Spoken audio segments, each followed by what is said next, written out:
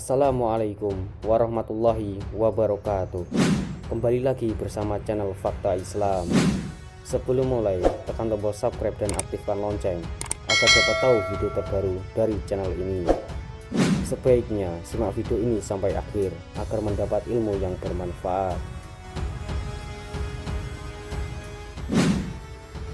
Allah Subhanahu wa Ta'ala telah memberikan suara kepada manusia agar bisa saling berinteraksi. Lewat suara, manusia bisa berbicara untuk saling mengenal dan saling bertegur sapa. Hanya dengan berbicaralah manusia bisa mengungkapkan gagasan dalam pikirannya.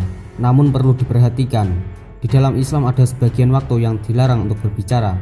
Sedikitnya ada 3 waktu yang dimurkai oleh Allah Subhanahu wa Ta'ala jika bicara.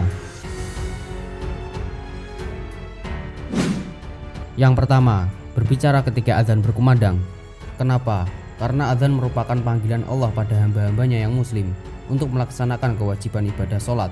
Keagungan azan sebagai panggilan Allah, maka diserukan kepada setiap umatnya agar tidak berbicara saat azan sedang dikumandangkan. Bahkan bagi siapa yang berbicara saat azan, Allah akan melaknatnya pada saat sakaratul maut, yaitu dengan dikeluhkan lidahnya. Mengeluarkan suara dibolehkan, hanya saja untuk menjawab azan, sebagaimana sabda Rasulullah SAW dalam hadis riwayat Bukhari dan Muslim. Apabila kalian mendengar azan, maka ucapkanlah seperti yang sedang diucapkan muadzin.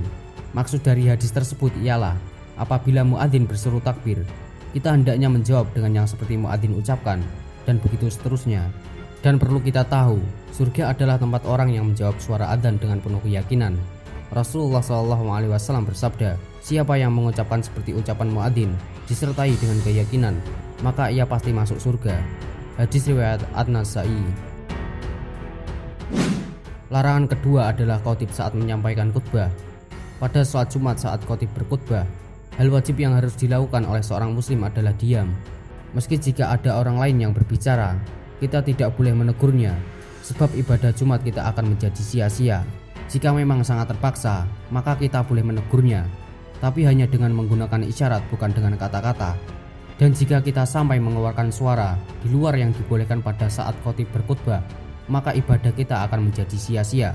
Rasulullah SAW pernah bersabda, barang siapa yang berbicara pada saat imam berkhutbah, maka ia seperti keledai yang memikul lembaran-lembaran. Ibadahnya sia-sia, tidak ada manfaat. Siapa yang diperintahkan untuk diam lalu tidak diam, maka tidak ada Jumat baginya. Ibadah Jumatnya tidak sempurna. Hadis riwayat Ahmad. Rasulullah hanya menyuruh kepada semua umatnya untuk diam ketika mendengarkan khutbah. Barang siapa yang berwudu lalu memperbaiki wudunya, kemudian ia mendatangi sholat Jumat, kemudian pada saat khutbah ia hanya mendengarkan dan diam, maka dosanya antara Jumat sekarang dan Jumat sebelumnya ditambah 3 hari akan diampuni. Dan barang siapa yang bermain-main dengan tongkat, maka ia benar-benar melakukan hal yang batil. Hadis riwayat Muslim. Larangan ketiga adalah ketika seorang sedang buang air kecil. Dalam hal ini, Imam Asy-Syaukani dalam kitabnya Nail al-Autar Syarh Muntaqo al-Akhbar mengatakan, menjawab salam ketika buang air kecil memang tidak boleh, apalagi berbicara. Bahkan Allah sangat murka apabila ada 2 orang buang air kecil bersama dan mereka tetap saling berbicara. Wallahu a'lam bishawab. Wassalamualaikum warahmatullahi wabarakatuh.